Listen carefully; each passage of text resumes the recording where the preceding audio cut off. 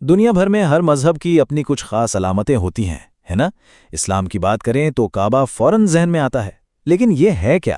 آج ہم اسی گہرے اور اکثر غلط سمجھے جانے والے سوال کو سمجھنے کی کوشش کریں گے کہ آخر نماز میں کعبہ کا اصل کردار کیا ہے۔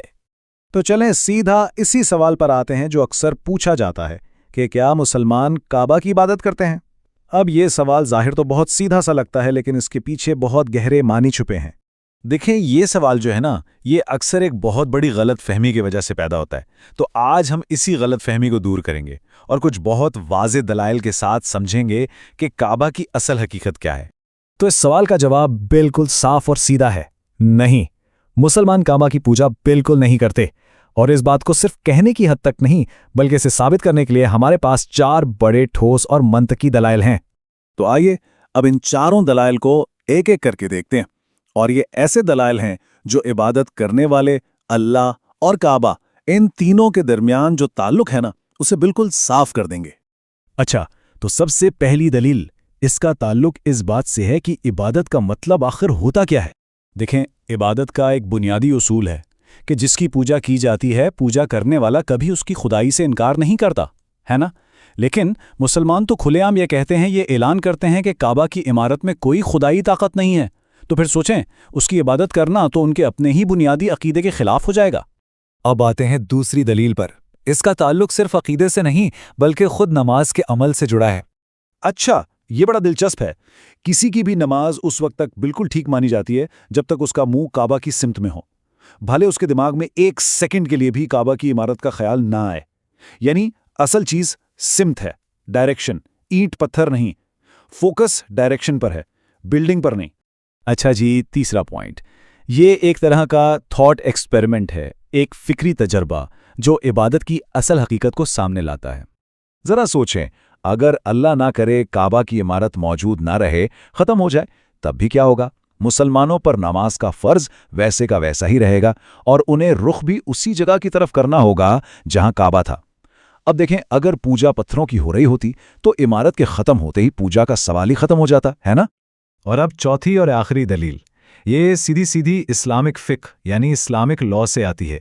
تمام اسلامی اسکالرز یعنی علماء اس بات پر متفق ہیں کہ کعبہ کی چھت پر کھڑے ہو کر نماز پڑھی جا سکتی ہے۔ اب خود ہی سوچئے، کیا کوئی اپنے معبود کے اوپر اس کے سر پر کھڑا ہو سکتا ہے؟ کبھی نہیں۔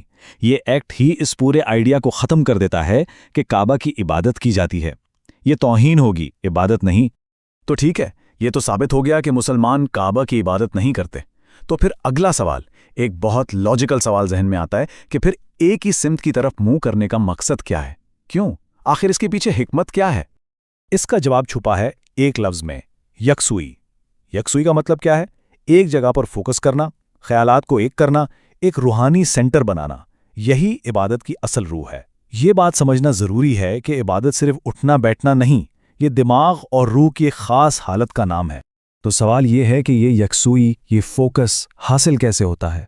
ذرا اس پر غور کریں۔ جب باہر سکون ہوتا ہے نا، تو اندر بھی سکون پیدا ہوتا ہے۔ اگر صفیں ٹیڑھی میڑھی ہوں تو دل میں بھی ایک بے چینی سی ہوتی ہے، آنکھیں ادھر ادھر بھٹکیں تو دھیان ٹوٹ جاتا ہے۔ تو اسی لیے ایک ہی سمت، قبلہ، یہ تمام ڈسٹریکشنز کو ختم کر دیتا ہے اور سب میں ایک ہم آہنگی پیدا کرتا ہے۔ چلیں، یہ بات بھی سمجھ آ گئی کہ فوکس کے لیے ایک سمت کا ہونا ضروری ہے، لیکن سوال پھر وہیں کا وہیں ہے کہ کعبہ ہی کیوں؟ کوئی اور ڈائریکشن کیوں نہیں چن لی گئی؟ اچھا، اسے سمجھنے کے لیے نا ایک بڑی اچھی مثال ہے عدالت کی۔ کبھی سوچا ہے کہ کورٹ کا ٹائم صبح 10 سے 4 ہی کیوں ہوتا ہے؟ تاکہ سب لوگ، چاہے کیس والے ہوں یا وکیل، ایک ہی ٹائم پر آئیں، ایک سسٹم بنا رہے۔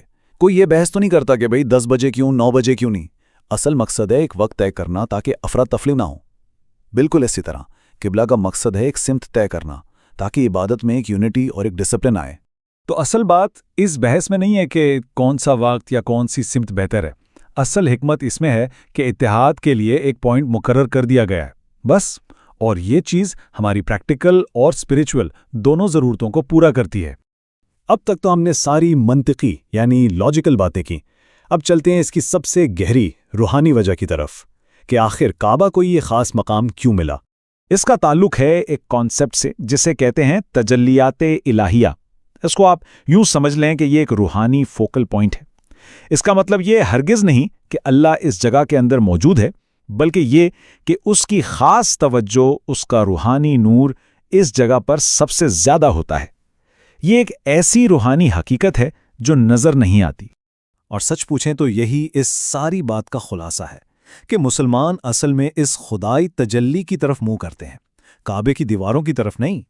وہ جو سمت ہے نا، وہ اس روحانی مرکز کی طرف ایک اشارہ ہے، صرف پتھر کی بنی ہوئی ایک عمارت کی طرف نہیں۔